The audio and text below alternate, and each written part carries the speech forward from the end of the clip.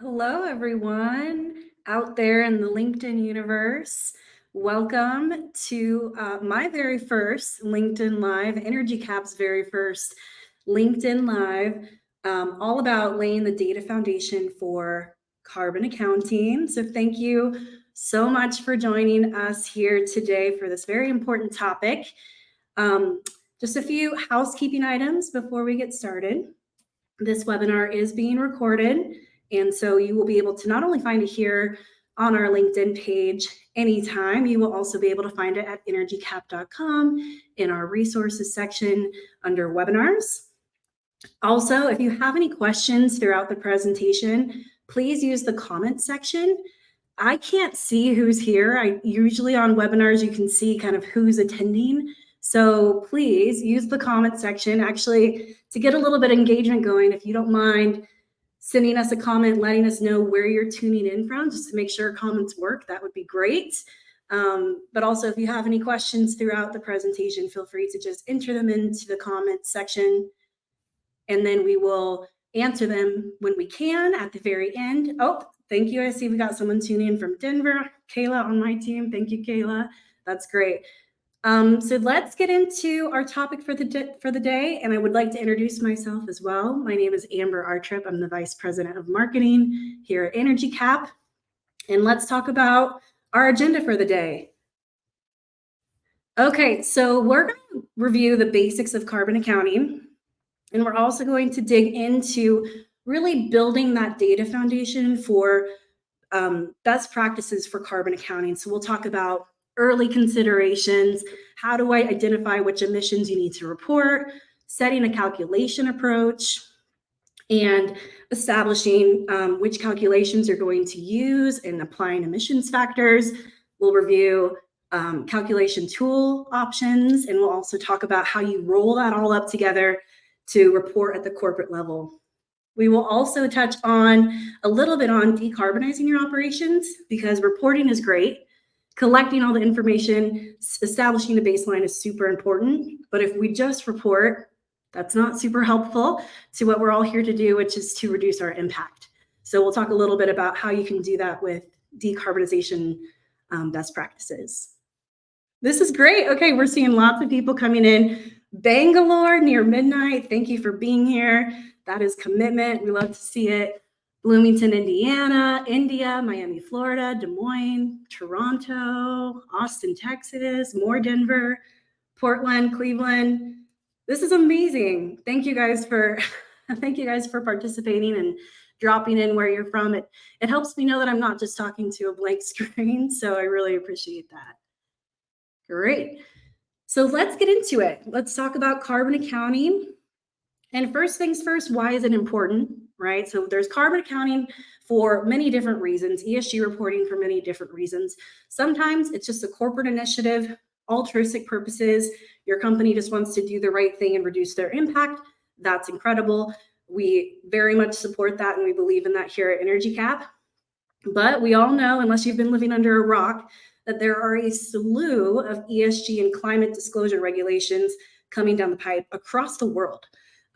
Some of the ones that are getting the most news recently are the SEC, the pending regulations for public companies in the United States, as well as the California climate laws that passed earlier this year, and of course, CSRD for our friends over the pond, which is impacting really tens of thousands of organizations across the globe.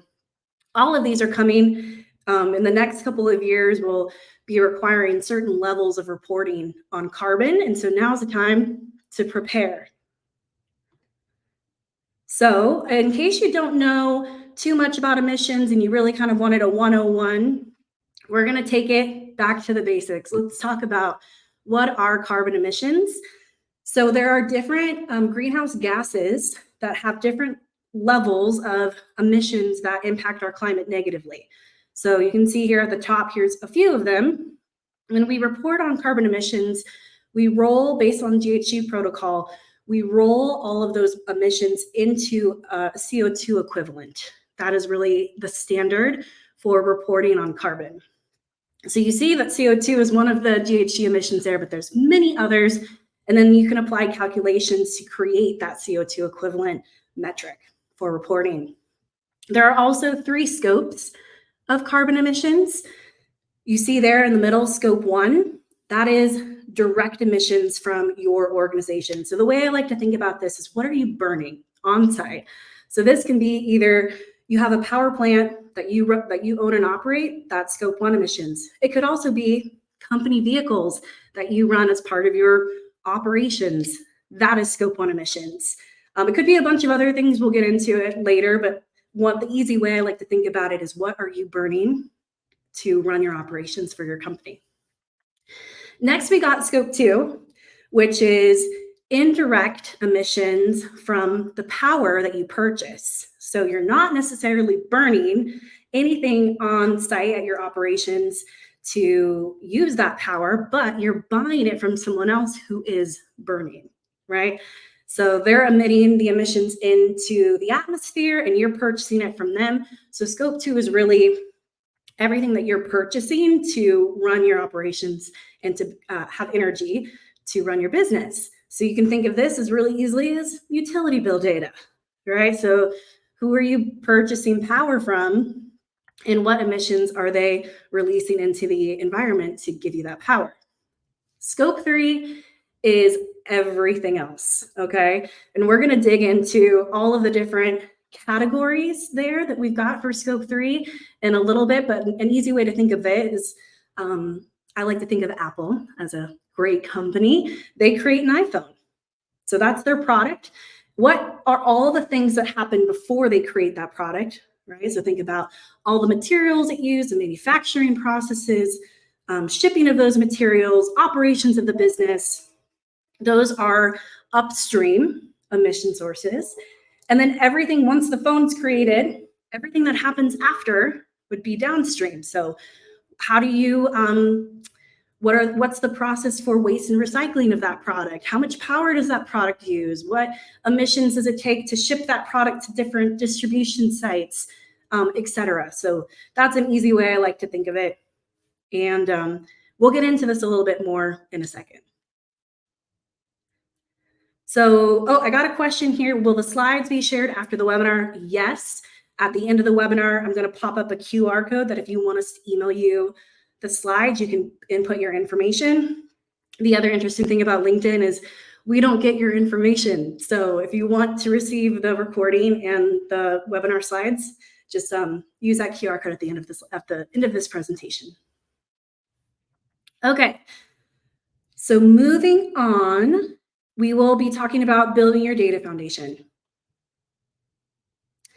So, a lot of what I'm presenting here today is not anything new.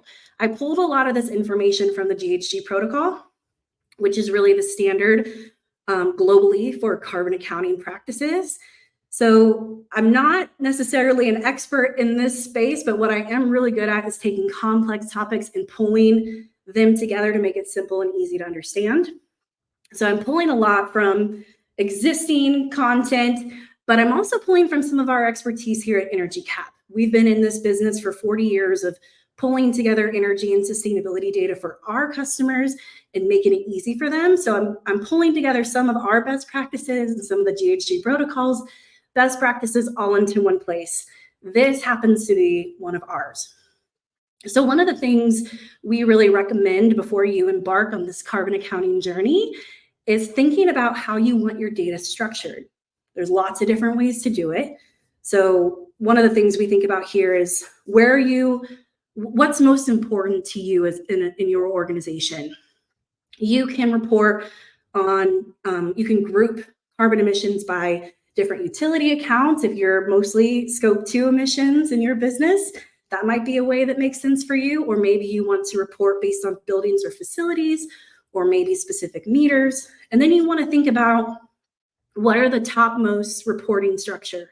So do you want to report by geographical region or country? Do you want to roll up that information, maybe by region? Do you want to roll it up by facilities or groups of buildings? Do you want to roll it up by business unit? Like maybe you're running a couple different business units at your organization, and you want each of those to report on their carbon emissions. Or maybe you want to keep it simple and you just want to roll all the data up into the 3 scope categories across the entire organization. Whatever you want to do, it's up to you. It's quite flexible, but you do need to think about that early on, because if you wait too long, it's going to be extra work for you to try to reorganize your data into a structure. So that's really the first step for me, is thinking about how do you want to report this at the topmost level. Then I think another important consideration, especially if you're impacted by one of those regulations that we showed earlier, is considering the financial grade element of your information. So the SEC, California Climate Law, and the CSRD are all requiring audits and assurance on your carbon reporting. So if that impacts you, you do want to think about these things. The accuracy. Are we tracking approval processes for this data that meet the needs of the C-suite or your investors? The auditability. Is it easy for an auditor to access this data? And is everything timestamped? Any changes in emissions factors or emissions data, is that tracked? And is it clear for an audit? The time relevance, is this happening on an annual basis, on a quarterly basis? How often are you receiving new data? How old is the data set? And then, of course, automation. Are you collecting all this data manually and reporting it in spreadsheets so it's instantly outdated? Or are you using a system to collect all of this? And how much of these processes are automated versus manual? All of that will become very important when you are thinking about the financial grade element of your data. Okay, so now that we have kind of the early considerations out of the way, let's talk about the steps to really building that data foundation. So first things first, we talked a little bit about the 3 scopes, but we want to dig into identifying the sources you need to report on. We'll get into next then selecting a calculation approach. Then we'll look at, actually collecting that data and choosing the emissions factors you want to apply. Then we'll discuss using calculation tools like Energy Cap Carbon Hub. We'll get into that a little bit. And then finally, we'll end it off with rolling that all up into what are some of the considerations for when you do report to the corporate level. Okay, I'm seeing some questions come in here. Also a question about, is this being recorded? Yes, this is being recorded and will be on the website, energycap.com, as well as our LinkedIn page.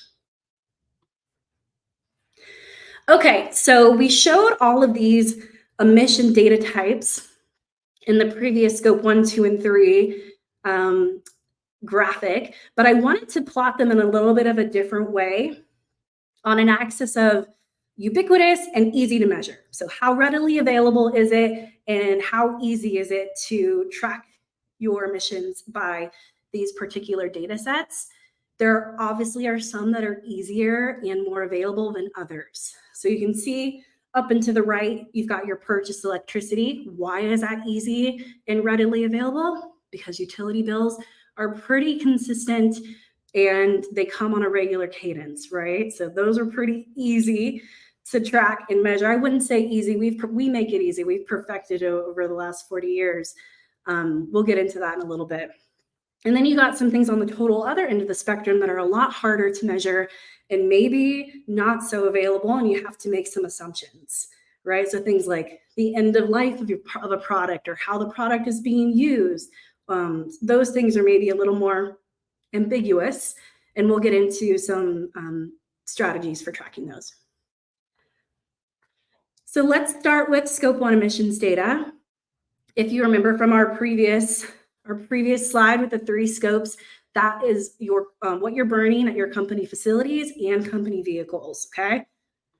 So some considerations, and I bucketed them into 2 buckets. So considerations for commercial and industrial orgs and considerations for office-based orgs.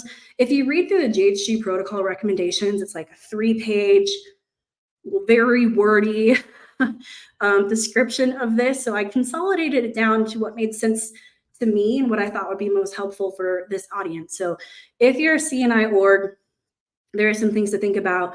Do you generate process emissions in your facilities? So are there any fugitive emissions coming out of the process or the manufacturing plant, for example? Those would need to be tracked. And also, if you're producing any power on site at any of your facilities, that would fall into scope 1 as well. So those are some kind of unique things to C&I. C&I can also look at the rest of these as well. So considerations for office-based organizations. What are the combustion devices that you're using in your operations? This can be company vehicles, yes, even lawnmowers or leaf blowers. And if you're one of the very lucky to have your own private jet for your organization, you would need to track jet fuel, right?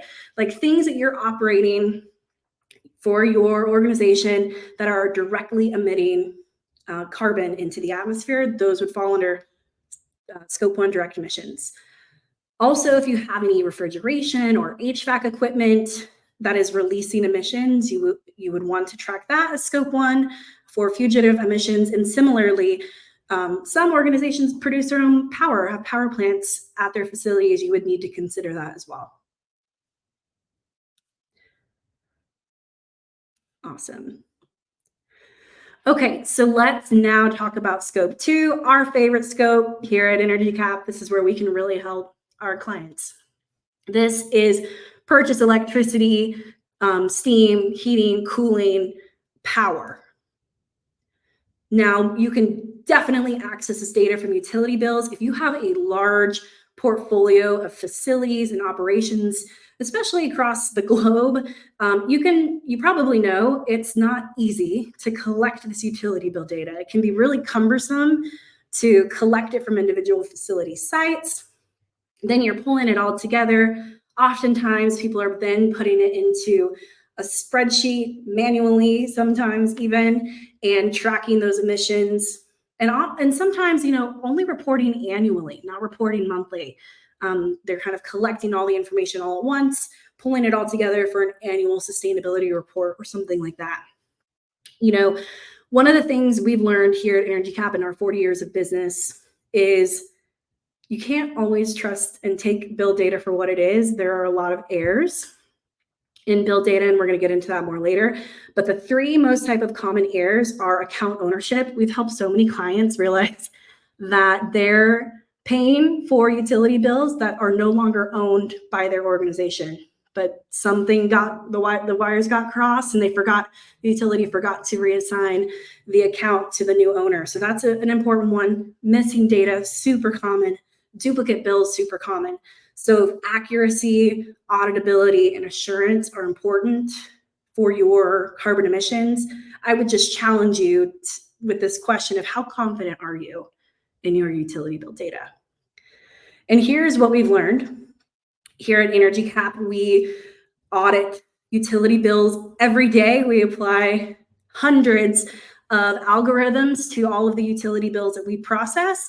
And what we found is that 1 in 16 bills are flagged with possible issues. Of that 1 in 16, over half of them result in action, meaning that, yes, there was an error that needed to go in and get fixed. And we've over the years, we've tracked over 100,000 duplicate bills in our system, and we've helped our customers save over $166 million in just flagged bills and issues. So, this is more than just carbon accounting now. We're talking about some serious energy cost savings, utility cost savings, which is pretty exciting. So let's move on to scope 3. This is everything else. Here you can see highlighted in red. What are some considerations? Well, first, it's important to know that you don't have to track all of the scope 3 categories if you want to add scope 3 reporting to your carbon accounting program. You really want to make sure you are tracking the scope 3 emissions categories that are most relevant and material to your business. So this is a really great chart. I borrowed it from MSCI, which is a great organization. And you can see here in the teal, those are scope 1 and 2 emissions. But then in the blue and orange, these are scope 3 emission categories that are most pertinent by industry. So there are certain industries where certain categories are more prevalent, more important, more material than others. So this is a really great example of that. And I think you have to do really look at this as a starting place. But then what you want to do is look at your organization and do a materiality assessment when it comes to scope 3 and really agree and align on what are the scope 3 categories that we as an organization want to track year over year and want to track our reduction, right? So there's lots of great consultants out there. MSCI is one of them that can help you do that. We don't do that necessarily at Energy Cap, but we can make recommendations. What we do at Energy Cap is we are a software platform to house all of this data. And this is becoming so important, especially as we talk about the auditability, the accuracy, and the assurance needs of this carbon information. Doing it manually in spreadsheets is just not cutting it anymore. So we are seeing, just like we saw the transition in the accounting industry from paper ledgers, manual processes, spreadsheets, now to full, ERP automated software systems, we are seeing that same transition in the sustainability and energy space, and we're super fired up about it. So we just pulled here kind of the status quo, which is managing all of this manually. There are some cons to that, right? The pros are it's cheap, so you can use Excel, right? But the cons are it's often only occurring annually because you don't have the time to update a spreadsheet every month or every quarter. So your data may be a little outdated. It is difficult to access that data across different teams and departments. It's often owned by one team or one individual. And it creates a higher chance of error with a manual update of these types of spreadsheets. It's hard to maintain. It's creating data silos between different departments. What I think is really most important is the reporting is reactive. So you're not doing anything proactive to really reduce and decarbonize your operations. You're really reacting and reporting on historical information, which is okay. I think it's a great place to start if you're doing that today. It's a wonderful place to start, and it's a great place to really get your data structure in order. But where we are seeing the market transform is moving to software. And the value here is we can automatically capture data on a regular cadence. You can be rest assured that that data is auditable, financial grade, and accurate. You get near real-time updates on your data and information, depending on the data sources that you've established. It reduces the error, reduces the manual labor. It creates better collaboration across teams because you can access all the information through the cloud, a single source of truth. It's scalable, reliable for reporting purposes, and I think most importantly, it allows us to monitor and respond in real time. So if you're getting information on a regular cadence and you see a discrepancy, you can go and act. You can send your facilities team out to a site and say, hey, this building is using more energy than it should be. It's, our carbon's through the roof. Let's go see what's happening. Oh, an HVAC unit is broken or stuck on, or the controls are wonky or haven't been set back, right? Like you can act in real time, which I think is really valuable.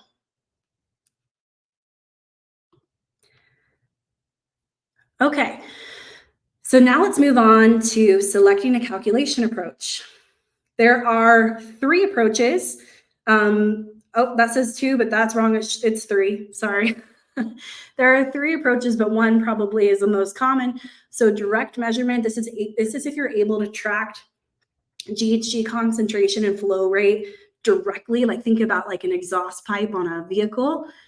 I don't know how many of you can track that, but it'd be great if you did. That would be number 1, direct measurement.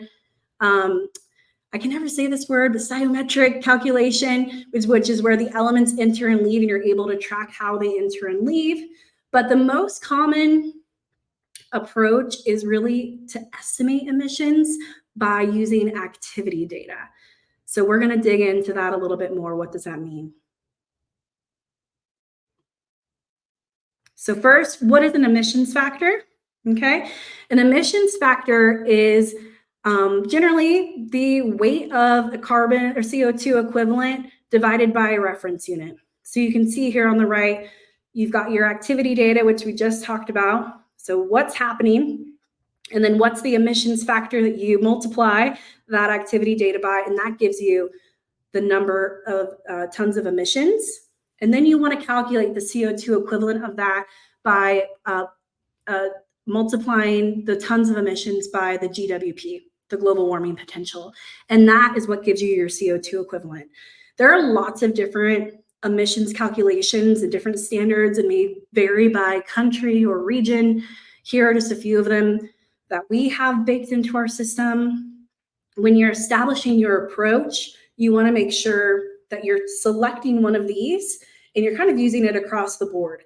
So you've got emissions factors from the IPA, the IEA, DEFRA for our friends in the UK, the IPCC, EcoInvent, and many, many more. I think at this point in Carbon Hub, we're tracking thousands, maybe even tens of thousands, different emissions factors across the globe. So you want to make sure that you find a standard emissions factor set that you want to use, and that you are using either a tool to help you apply those factors to all of your emissions data, or that you are using a standard process if you're managing that in spreadsheets, which, man, that would just be really miserable. So let's talk about finding this activity data. Most companies could probably use these different record types. So think of scope 1, this would be any purchase of fuels, right? You can do it by fuel cost, which is great, a great way to apply emissions factors. For scope 2, we already talked about this, utility bills and metered electricity consumption records. And scope 3 would be activity. So fuel use, passenger miles is very common. So think of miles traveled in a plane. You can use either the specific miles or the cost of the plane ticket to calculate emissions. And there's a lot of different guidelines on how to do this. I've linked the GHG protocol website throughout this presentation, which we will send out to the group. But there's other, industry associations, government agencies, depending on where you reside, that offer guidance and guidelines. There's really no one approach. It really depends on the specific needs of your business and your location. We got a question that, do emissions factors change every year? Not necessarily, but they do change. So it's not across the board, it's not every year. Different these different agencies that provide the factors, they will change them at different times. And in Energy Cap Carbon Hub, which is our tool, we timestamp the changes and the factor changes in our system so that you have a really clear understanding of, hey, 2 years ago or a year ago, there was a change in this particular emissions factor that we're calculating on this particular meter. So that if an auditor goes in here and says, hey, why did your emission factors change? Or why did your reporting change? You can easily see that it was because the factor changed because of the different agencies that provided those factors made an update. But yes, they do update over time.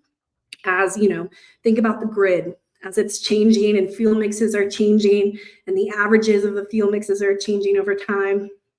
We are consistently updating factors, but it's not as real time as you would want. It's a little bit in the past, a little bit historical. We'll get more into that in a second.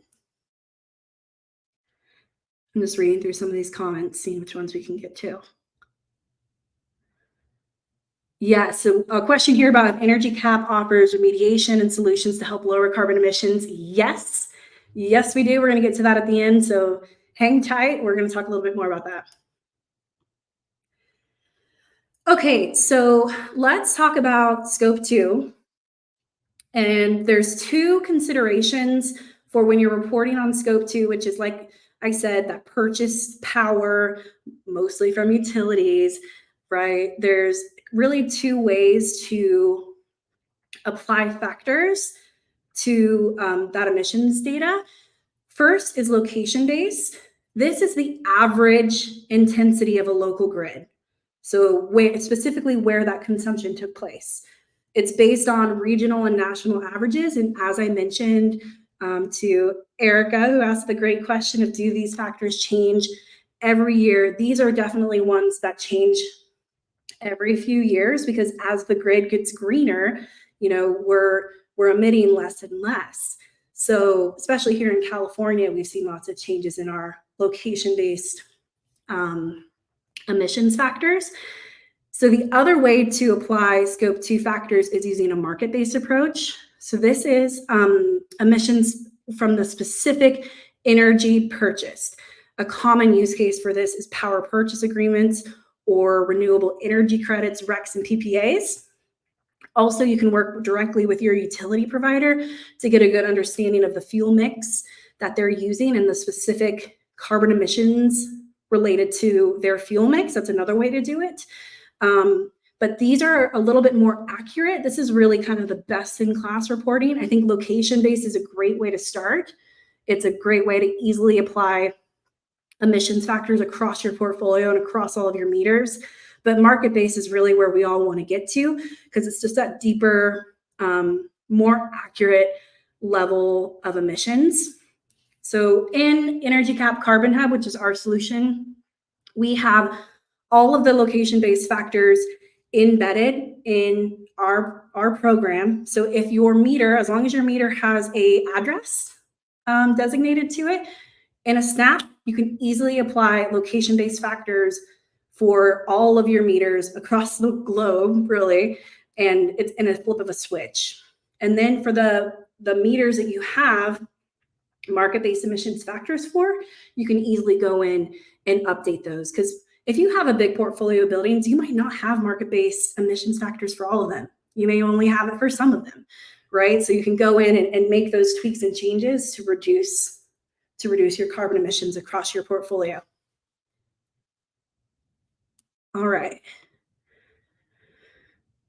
I kind of talked about these already. I forgot I had another slide for this, but these are additional considerations for location-based and market-based. Some advantages to location-based. It comes from the grid. It makes it easy, right? Like I said, like in a flip of a switch in an energy cap, as long as you've got your addresses, you can apply location-based factors. It also encourages companies to be aware of their impact on the local grid, right? Like you're starting to see like, okay, well, this is how much we're actually using from the local grid. Maybe we should do some efficiency projects to use a little bit less. Disadvantages, it's not super specific, especially if you have energy purchases or contracts, you would want to do market-based, and it can vary depending on the region's energy mix. I can guarantee you that the mix in Pennsylvania, where we're headquartered, is very different than the mix in California, where I live, right? So different mixes across different regions can vary. And then when it comes to market-based, some advantages are it incentivizes organizations to purchase low carbon energy sources, which is great. We love to see that. It also reflects the emissions efforts made through specific energy contracts and projects. Some disadvantages is it may not reflect the local grid, and it requires like a more detailed tracking of energy contracts and purchases, which if you're doing that in spreadsheets can get really confusing and really cumbersome. I will say we make it pretty easy in Energy Cap Carbon Hub. So if this is a use case where you're tracking a lot of market-based emissions and you're in spreadsheets and it's chaotic, we can help with that. But that is a disadvantage. Here's a quick example of location-based factors and how we map them and calculate them in Carbon Hub. You can see here, this particular meter is in Pennsylvania. It's our headquarters, and we're pulling in the RFC East local based factor automatically into Carbon Hub, Energy Cap Carbon Hub here. Here's another example of a market-based emissions factor. Here we are using 50% wind power from a PPA, it looks like. And so you can see here, we're easily pulling that into Carbon Hub. Okay, now let's get on to the fun stuff. Scope 3, carbon emissions and calculations. So I wanted just to preface this with there are a lot of Scope 3 categories. and there's a lot of different ways to apply emissions calculations. I don't have time to go through all of them today, but there is really excellent guidance from the Greenhouse Gas Protocol if you want to dig in on this topic. I added the link here, the technical guidance for calculating Scope 3 emissions. As I mentioned before, at Energy Cap, we're not consultants. We are a software platform. We pull all the data in for you. We help you apply the emissions calculations that you want based on the structure you have decided as an organization. You really want to go to the Greenhouse Gas Protocol and establish kind of your approach for Scope 3 calculations and emissions reporting. We can help you with the technical part of the actual calculations, the auditability, the software process, all of that. But you really need to go in and do that work and maybe work with a consultant if you don't have the expertise in-house. But there's a ton of great information out there on guidance on how to calculate Scope 3. So let's now get into calculation tools. And of course, we're going to talk a lot about Energy Cap Carbon Hub, which is our calculation tool. But the things that we're talking about can apply to any calculation tool that you decide to use. There are a ton out there. There seems to be more and more every day. I try to keep up with all of the new startups that pop up. What I will say is Energy Cap has been around for 40 years. We have been experts in utility bill data, energy management, and sustainability data management for a long, long time. We've done this for a long time.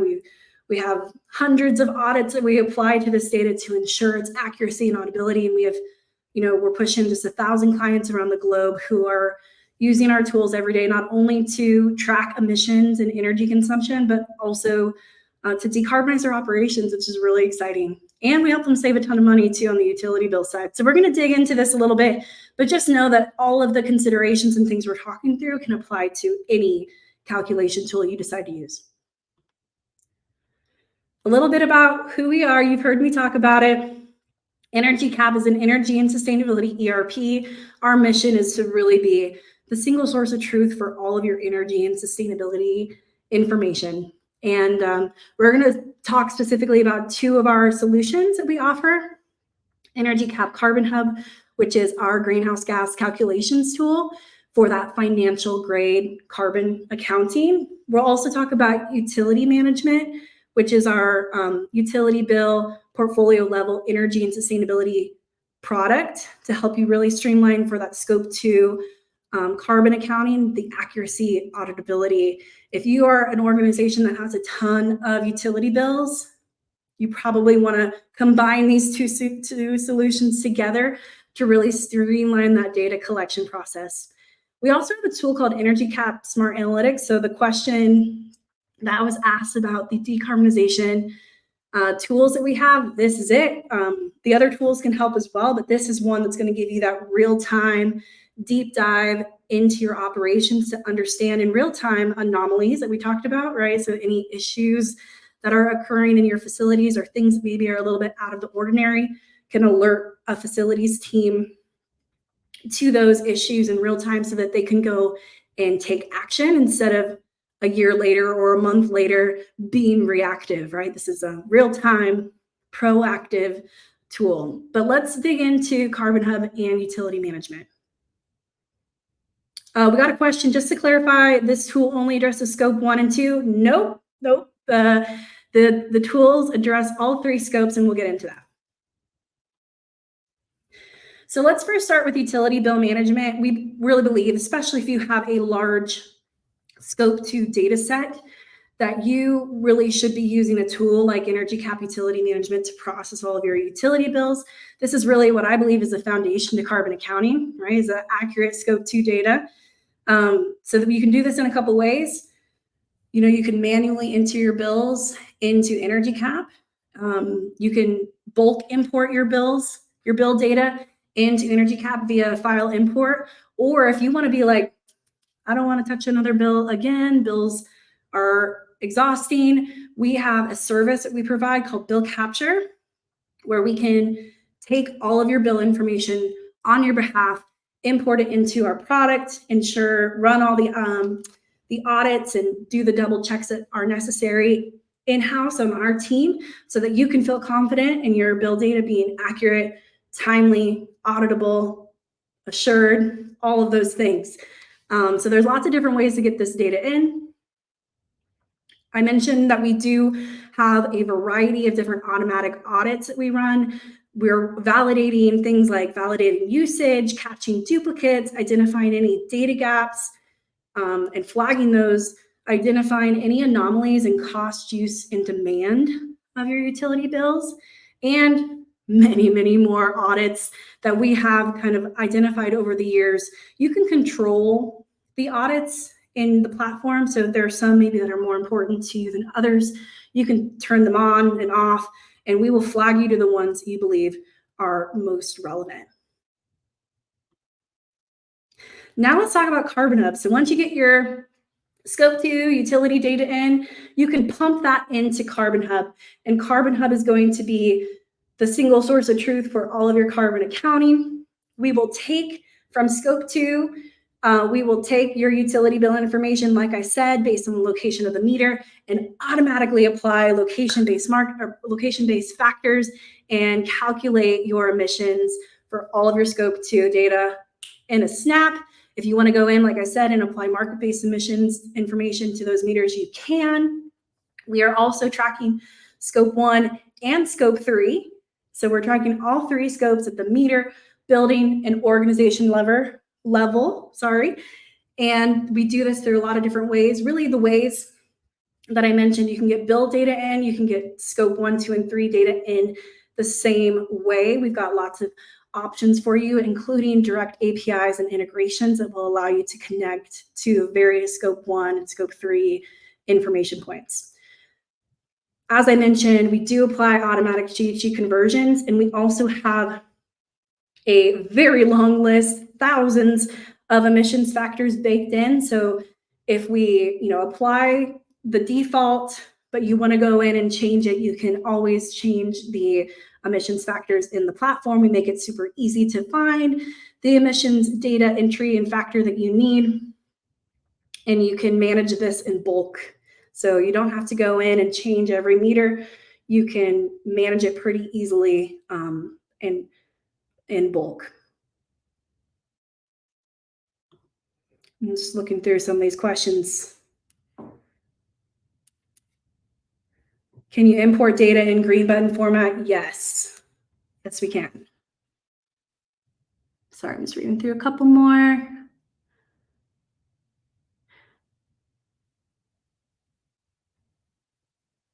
A business would consider location-based if they possess their own local grid, and would consider market-based if they use energy from an external supplier, correct?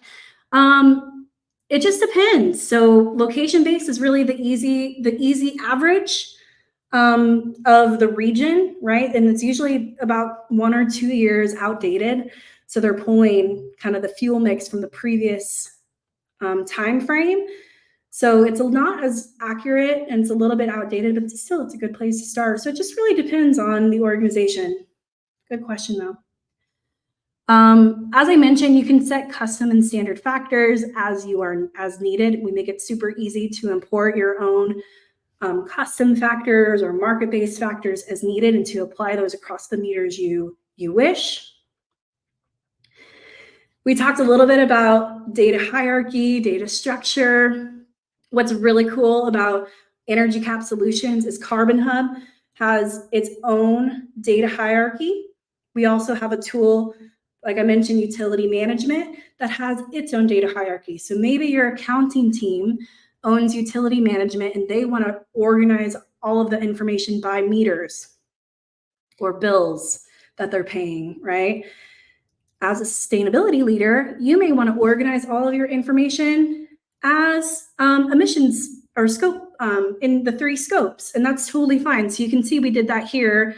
We organized it by corporate activities and offices. So you can really choose how you want to organize your data in a way that makes sense for your business, and we are super flexible. But the important thing is that everybody is working from the same data set. That's the really important part, and that data set is confirmed, accurate, it's auditable. An auditor can go in at any time, and you can trust that that data is accurate. So many questions. Why would a police fleet be part of scope one? So for a local government, a police fleet is the vehicles that they own, and they're emitting directly um, through combustion engines, right, into the environment. So that would be considered direct emission scope one. Great question. Finally, I think probably most important is that you can easily customize and share dashboards of all of your carbon data and deliver that to key stakeholders, use it for reporting purposes. And you can track your emissions information over time and how you're tracking and pacing towards your goals. You can establish a baseline and kind of see over time, how are you doing in accomplishing your decarbonization goals. All of that is available in Carbon Hub and Energy Cap. Awesome. Okay, we're towards the end. We've got 15 minutes left. Let's do this. Let's talk about rolling up the data to the corporate level. A few considerations. I pulled this directly from the GHG protocol. It's, it's kind of all the things we talked about before, ensuring the data is organized in a good way and that it's accurate, audited. But here's a few other considerations when you're thinking about rolling it all up from the facility level to the corporate level. Emission sources, you want to make sure that you provide a brief description of the sources that you're using, the particular activity data, and anything that you excluded. So we talked about, you may not need to report on all scope 3 emissions, but when you're doing this roll up, you do want to include a justification of why you're not or why you're excluding particular sources if they're not material to your business. You want to include the reporting time frame and any year over year, period over period comparisons. Call out any data trends that you're seeing, right? If there's anything that is worth calling out, you want to make sure you do that in this report. Identify your business targets, call those out, and call out your progress towards those targets. If you are unsure of any information or data, make sure you call that out as well. Kind of a nice little CYA. If there's any data uncertainties or recommendations for improvement for future reporting years.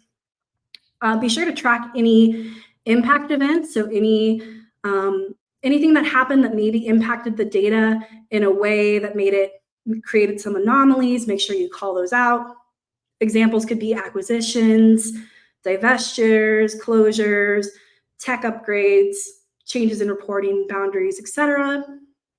Call out the GHG calculation method that you've used, right? And kind of outline why you've used that particular approach, specifically the GHG emissions factors that you've planned to use, local versus market-based, or if you're using a blend, just outline that and explain why. These are just a few best practices to consider when you are kind of pulling all this data together in a final report. If you want to learn more, there's so much to learn about this topic. I really do recommend, checking out the specific guidance for corporate accounting from the GHG protocol. That's where I pulled most of this information. It's a lot more robust than what I presented here today to you in bullets. But if you want to do that deep dive, I highly recommend going to the GHG protocol website and downloading this report. There's also a slew of other resources available to you on GHG protocol. So as promised, we're going to dig into we're just going to touch on decarbonizing operations. So once you've established a baseline, you've got your first year of carbon accounting and reporting done. That's not it, right? We want to take it to the next level. We want to reduce our impact. There's a few considerations when we think about, okay, what's our journey to decarbonization and what levers can we pull to reduce emissions in our organization? The first thing you always want to do is you want to assume business growth. And with business growth, we will assume emissions increases, right? So when you're doing your planning and for decarbonization, you always want to assume that you're going to have an increase in emissions the next year because of growth of the business. I hope we're all growing. Then I want you to pay particular attention to the order of these, right? And the order matters here. Personally, I believe that you don't want to jump ahead too far until you kind of cleaned up house. And when I say clean up house, I mean ensuring that your operations are as efficient as possible. So you may have, inefficient buildings that are not maybe set on scheduled controls. Maybe your lights are on all night long. You haven't done the energy management work quite yet to make sure you are as efficient as possible. We really recommend that is the first place to start. And we've got tools in Energy Cap to measure and verify your energy reduction projects so that you can really show the reduction in the carbon impact, the positive carbon impact that you've had with these projects. And we really recommend that that's the first place to start. Another next step would be electrification. Are we using the cleanest and greenest power possible? So this is where you can start to think about, going and purchasing cleaner power from the grid, working with your utilities, ensuring that maybe you don't have, propane fueled equipment anymore. You're migrating everything over to electrification. That's really a great next step. Then you want to look at capital projects. Like maybe if you have some old assets, old HVAC units, old boilers, that could be so much more efficient if you upgraded. You can use information and data reports from our tools to help you build a business case for, hey, if we were to install this new boiler, we would reduce our carbon impact by X%, right? And then we would also be able to help you track that project and measure and verify the actual results over time. All of that can be done in Energy Cap, and it's an important part of decarbonization is ensuring that all of the assets in your facilities are as efficient as possible. Then, of course, you've got renewables. This can be on-site renewables, right? So I think a lot of people jump to installing solar on their buildings, which is great. I don't want to discourage anyone from installing solar on-site. I think that's amazing. I live in California. A lot of our power is from renewable sources. It's great.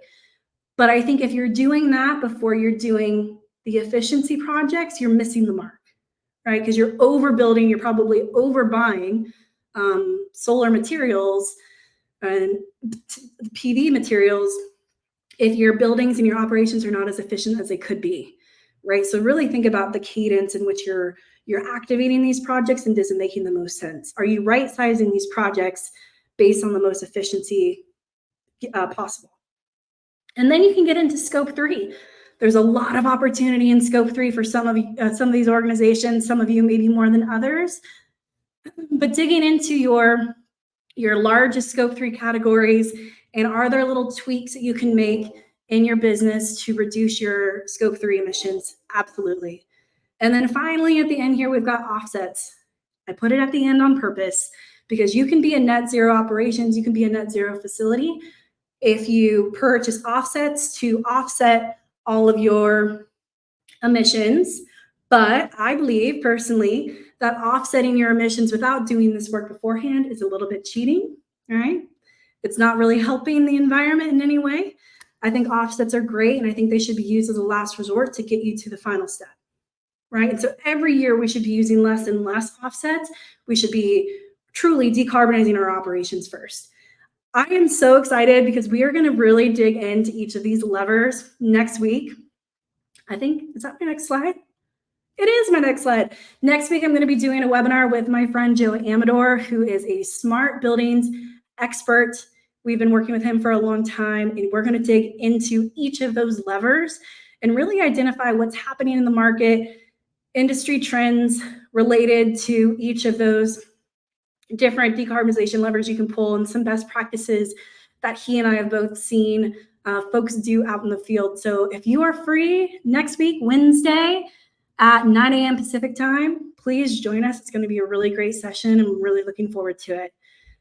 If you would like to stay up to date with all of the informational content that we put out on a regular cadence, take your iPhone right now and scan that QR code. Because as I mentioned, this is our first LinkedIn Live, but the interesting thing is we don't get all of your contact information. And a lot of, unless you've opted in to let us receive it, which is great, thank you. But if you also are, LinkedIn often uses your personal email. So if you want to subscribe to updates from Energy Cap and you want that to go to your professional email, please scan this QR code and provide us your information, and we'll be sure to update you about the upcoming webinars and programs and pieces of content that we have running to educate you on this very exciting time in climate. And finally, I know Kayla wanted me to say one more thing. I can't remember what it was. Oh, follow us on LinkedIn, Energy Cap. We have a LinkedIn page, so you can also stay up to date with all of our great content by following us on LinkedIn. And I think that's it. I also wanted to, we touched a little bit on Energy Cap Carbon Hub, which is great, but we have made it super easy for you to take a self-guided tour of our Carbon Hub product. So if you scan this QR code, it'll take you to a page. Honestly, I recommend viewing it on your desktop because the mobile version isn't as great, but we've got a free self-guided demo of Carbon Hub that will walk you through the entire platform, how we use it, all of the unique and interesting features, how you can potentially apply them at your organization. If you would like a link to this demo, we can also send that to you. If you subscribe to information from Energy Cap, or feel free to DM me as well on LinkedIn. I'm happy to send you any of this information. We've got a bunch of questions in here. There's no way I'm going to get to all of them. We've got 4 minutes. Let me see how many I can get to here. Does Energy Cap have data acquisition as one of its services, or do they rely on other providers to access / ingest the data? Great question, David Sapples. Thank you for that question. Yes, we offer data acquisition as a service. And we honestly, especially when it comes to utility bill data, I would argue no one does it better than Energy Cap. We've been doing this for 40 years. We also have a slew of integrations for real-time information, energy information. So if you have meters and devices, BMS systems installed at your facilities, we can integrate with those. We have a number of integrations that are already set up, but we can always set up new integrations as well, or connect to gateway devices, and we have open APIs. So if you have a data source, like say for Concur, for business travel, and you want to pump that into Energy Cap Carbon Hub, we can create a direct integration for that use case as well. So yes, we do offer services, and we do offer integration services. That said, we don't force our customers to use those services. You can also do them yourself, right? If that's sometimes folks choose that path because they don't want the initial investment for the services, and that's totally fine too. I think the value is really having all of the data in one place for easy reporting and shareability and access, right? And collaboration. So great question, David. I'm going through some of the other questions. It's great to see you guys from all over the world. This is amazing. Would electricity generation source, fossil fuel, or renewable base need to be factored in? Yes.